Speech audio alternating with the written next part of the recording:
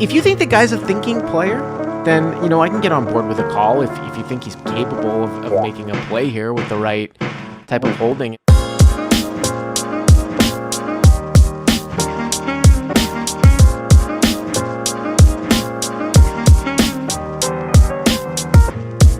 Hey, Bart, can you hear me? Yep, I can. Perfect. So this hand, we were playing 5, 10, 20 at Oceans, but we were three-handed, so we just went to 10, 20. Okay, at Oceans in San Diego or in Ocean? Oceanside, a little north of San Diego. Actually, I don't think I actually ever played there, funny enough, after living in LA for 17 years. I mean, I don't know why you would. Oh, really? Okay, so now you're playing 10-20 three-handed, right? Three-handed, right? And how deep are you?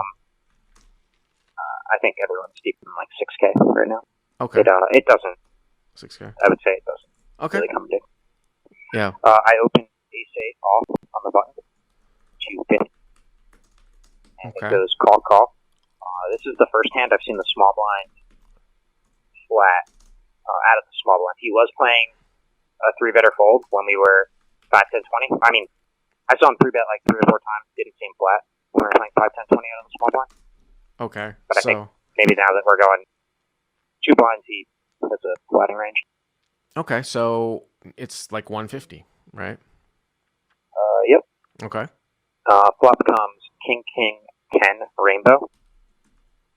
Okay. And the action check through. I think like my c-bets here either going to be have a queen or a jack in them or be much lower. Yeah. Any of my no showdown hands. Yeah, I would be interested to know. I mean, obviously, this is three-handed, so the ranges are sort of all over the place. I would just make a note that I would be more interested to c-bet here into 2 people than heads up, just because if somebody is sticking around with a small pair, if someone had flatted with a small pair here, I mean, I know they can be very wide, but it's interesting that small blind is just taking a call. Like, it's very hard for them. If the small blind has like 4s or 3s, I don't think they can call. You know what I mean? Where they could definitely call you heads up, for sure. And you might actually get some better hands to fold out. So it's a little interesting. You could do a little bit of sort of protection / bluffing here. So I don't think it's necessarily an auto check back, but I mean, I could see checking back, and it's probably somewhat standard to check back heads up, but that's just my thought. Okay, so it gets checked through. Okay. Yep. Got it. Turn is an offsuit 8. All right, so King, 10, rainbow, 150, check back. Turn is an offsuit 8, so like a total rainbow board? Yep, okay. Total rainbow. Okay. And it checks to me again. I check back again here. I kind of just wanted to have some like slam dunk river calls against some river bets. By the way, I want to make sure you're on the button, right? And you open at 50, and the small blind, the big blind call. I didn't put that up. So yep, that's correct. So what happens here on the turn on this offsuit 8? I check back again. Okay, so it gets checked through again. Yeah, I kind of just wanted to have some like slam dunk river calls when either of them just bet their total misses on the river. So and obviously somebody could be checking a 10 here to you too, right? You'd think that they might start betting off with a king. So I mean, I can sort of get on board with this. Again, maybe once in a great while, though, there could be a case here three-handed where you just sort of make a reverse sort of block here to not give up a free card, like as an equity protection type of thing, like 50 to 60, something like that. You can just check back a lot of rivers, right? And, if the guy's got a 10, he's got a 10, but... Okay, so, yeah, 150. And the river is an offsuit 6. And the small blind checks. Okay. The big blind bets 60. Okay. So this is kind of what I was hoping for. I have an easy call, expecting the small blind to fold here almost always. Like hopefully he doesn't call behind 10.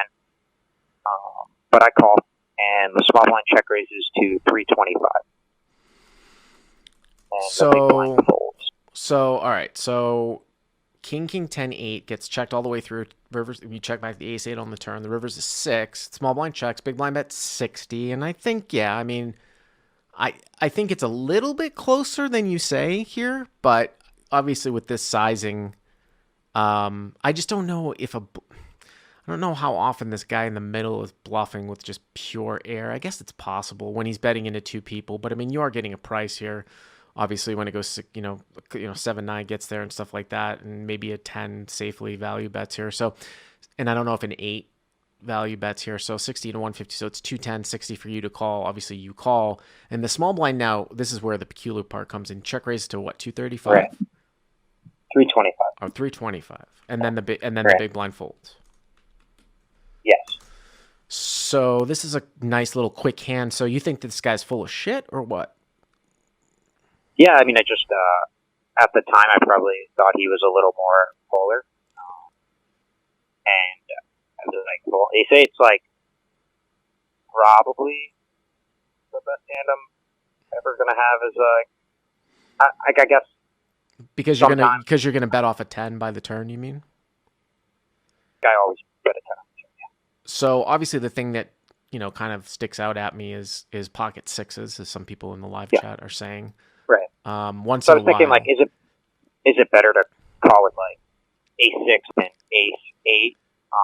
I think like maybe sometimes.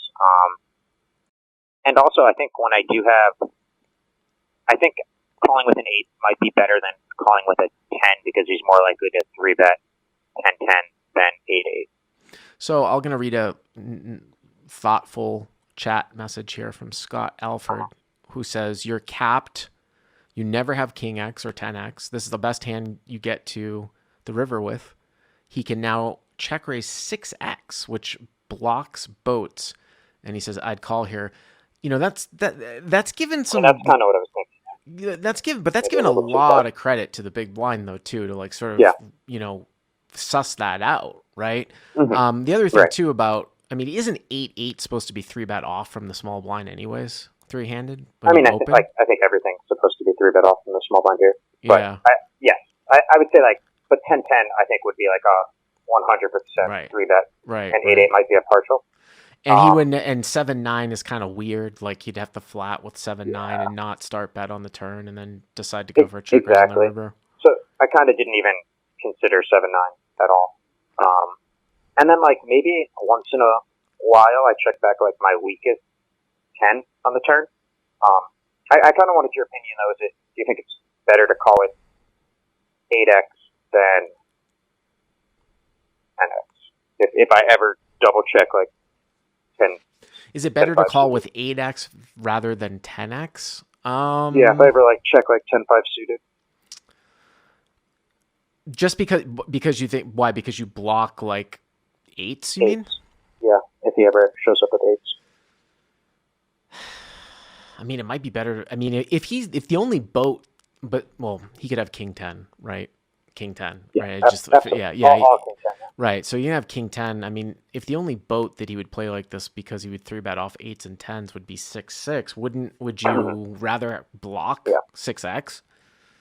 I know that wasn't your question, but it's just I mean, that's kind of what.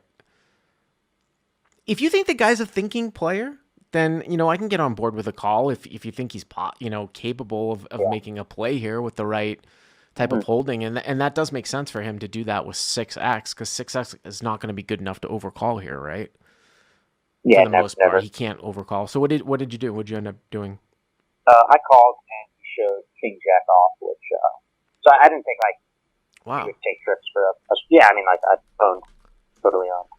So he check raised the river with king jack off. Wow, that is, I guess you could say that's a merge, right? I mean, the problem here is that if he takes that line with the king, then it's much, much harder for you, to call here. Yeah, that's an interesting little hand though.